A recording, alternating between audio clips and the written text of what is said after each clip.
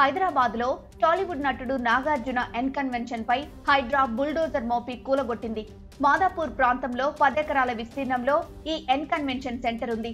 అయితే అక్కడి తమ్మిడికుంట చెరువును ఆక్రమించి ఈ నిర్మాణాలు చేపట్టారని ఎన్నో ఏళ్ల నుంచి ఆరోపణలు వస్తున్నాయి. అయితే ఈ కన్వెన్షన్ లో పెళ్లిళ్ల నుంచి సదస్సులు, సమావేశాల వంటి ఎలాంటి వేడుకలనైనా నిర్వహించుకోవచ్చు. కేవలం డబ్బున్న బడాబాబులు తప్ప ఈ కన్వెన్షన్ కాస్ట్ ని నామమాత్రపు సామాన్యుడు భరించలేడు.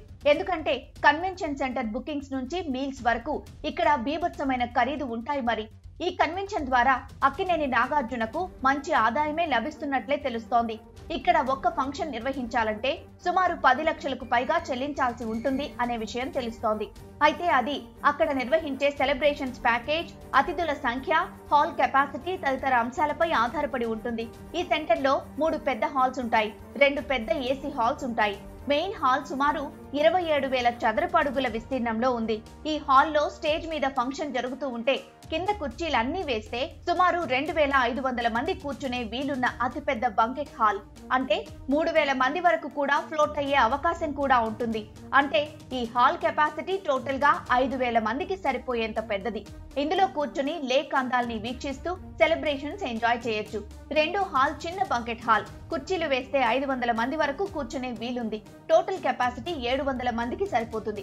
ఇది కాకుండా గార్డెన్ ఏరియా, ఎన్ డైమండ్ పేరుతో మరో లగ్జరీ హాల్ కూడా ఉన్నాయి. ఒకే రోజు సుమారు 3 వేడుకల్ని నిర్వహించుకోగలిగే వీలుంటుంది.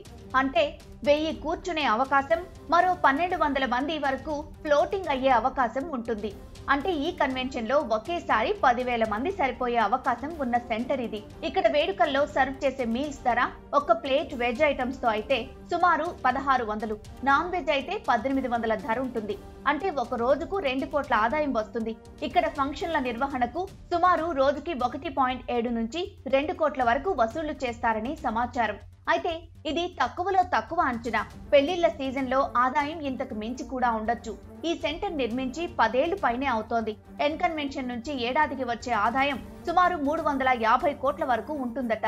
అంటే ఆయన గత 10 ఏళ్లలో సుమారు 4,000 కోట్ల వరకు సంపాదించి ఉండొచ్చని తెలుస్తోంది. అయితే ఇది కేవలం అంచనాలు మాత్రమే. వెహికల్ వ్యాలెట్ పార్కింగ్ సౌకర్యం కూడా ఇక్కడ ఉంటుంది. కానీ ఫంక్షన్ చేసుకున్నప్పుడు అది కూడా ఫ్రీ ఏమీ ఉండదు.